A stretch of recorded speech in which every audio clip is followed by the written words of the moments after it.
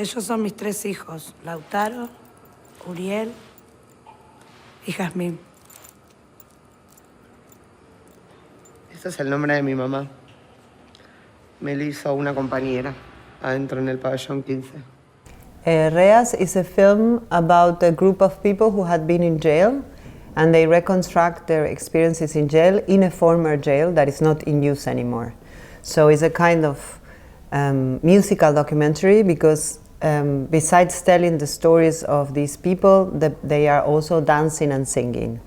The main character is called Jocelyn, and she enters because she's accused of drug trafficking, and inside the prison she met a trans man, and there is a relationship between them that changed a bit her life, and then you kind of see also the other characters through the film. Perfil derecho. Perfil izquierdo. I've been working in the prison giving workshops for cinema and theater. I'm also a theater director. And I realized that there are all these stories of these female and trans people who had been in jail that are not very visible, like their stories are actually in a way suppressed.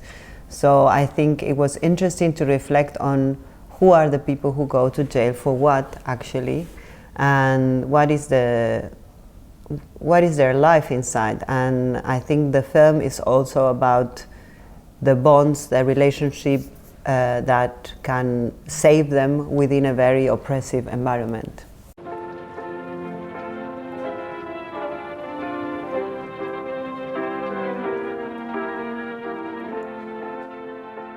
Yeah, I think it's a trans-feministic film in terms of recognizing that a solidarity between cis women and trans men. So actually you see a world where these people are taking care of each other, they are having love for each other, and they build relationships that keep them alive in this very violent environment. So I like to see the film as a kind of hopeful film, that shows not only a spectacle of violence, but also that there is something that can be created inside, can give them a possibility for a future afterwards.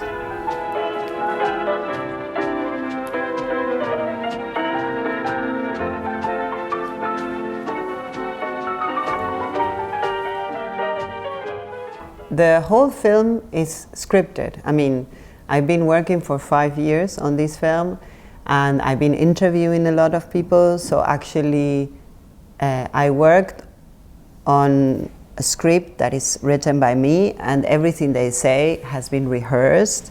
So actually there is only a very few moments where you see that something spontaneous is happening because they get out of the script and then they laugh because they got confused with the lines. But actually it's very obvious in the film that it's a construction, that there is a fictional frame for real stories that happen in a real space.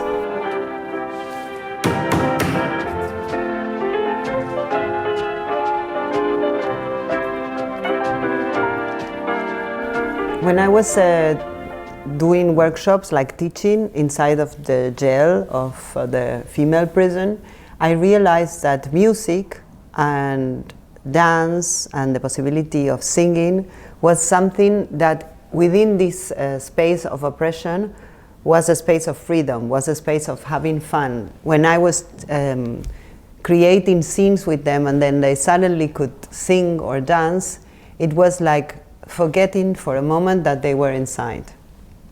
So actually the idea of making the musical comes from this experience of doing the workshops inside the prison and seeing how much the music was something that was opening up and giving them space to express themselves.